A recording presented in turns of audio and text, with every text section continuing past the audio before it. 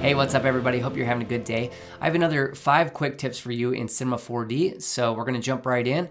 If you want this free model, you can grab this over at our website. We have, I think, 500 free models now. So go ahead and grab all of these for free, and this is the one that we'll be using. All right, so let's say that we wanna grab this steering wheel and make some changes, maybe texture it or move it. So let's go ahead and click on it, and we can't get to it because we have the glass here. So how we're gonna get to it? Well, we could go to the glass and then find it in our objects, and we can turn the glass off, and then we can grab our steering wheel, right? Well, there's actually a quicker way to do this, which is a nice little tip. Here's the tip. Hold Control down, and then while you have Control down, right click, and it's going to, wherever you click, it's gonna shoot a line through your object, and whatever piece of your object it kind of runs into with that line, it's gonna put into this drop-down menu. So you can see that we have the glass on top, and then behind it, the steering wheel, then the seats, then the interior, then the outside. So it's gonna literally just shoot a line right through this object and pick up whatever it finds. All right, so if you hold Control and right click, if you click on that steering wheel while you're still holding Control, it's not going to grab it. But if you hold Control, right click, and then let go of Control, now anything you click, it will grab. So we'll click on the steering wheel and you can see that it's highlighted. Now the other quick tip is to take your mouse over to your objects and then just hit S, and it's gonna pull up that object. So here's your steering wheel. You can do whatever you want with it. So let's say that we wanna grab our seats. Easy enough, right click while holding Control, let go of Control, click on seats, and if you wanna find it in your object browser, you can hit S and there are your seats. All right, for tip number 2, if you look at our hierarchy here, we have one null, which has everything in it. We have a box, which has some nested children in it. And then we have one at the bottom, that's a straggler.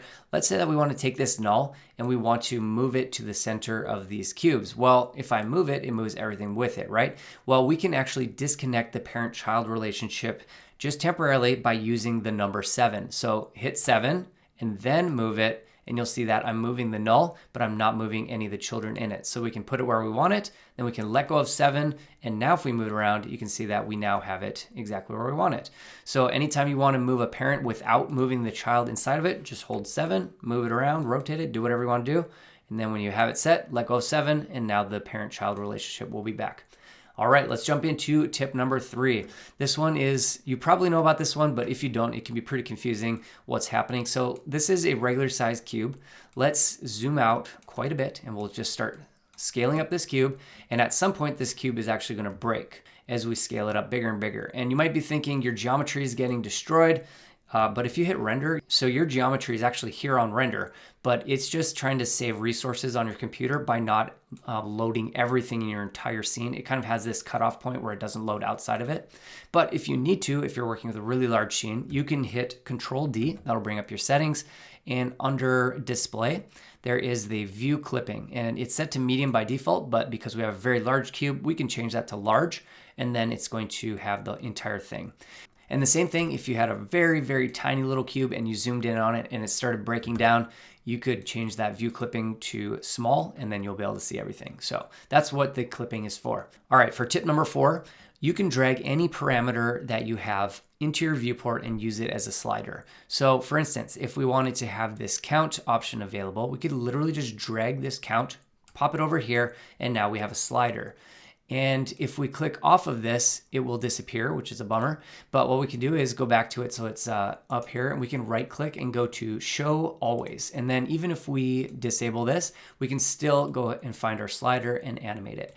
So it's a great way if you don't want to dig through a giant hierarchy of stuff, but you know there's a few parameters that you want to animate. You can even do keyframes from here, which is great. And there's a few other things you can do. Of course, you can go ahead and change the color and all that sort of stuff. So it's pretty handy to set up your HUDs just for quick animating. All right, we're on to number 5. This is the last one. So we have a bunch of cubes here, and let's say that we want to do a pattern where we have every other cube maybe to be a different color or have a different animation applied to it. So first of all, we're going to select every other cube, and I'm not going to make you watch this. I'll speed it up.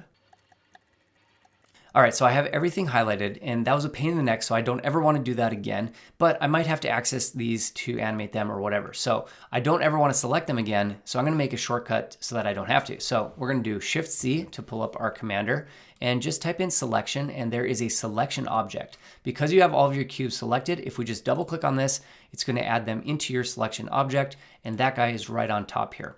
So If we deselect and you're like, oh crap, I gotta go back and select them, literally just double click your selection object and they are all selected again.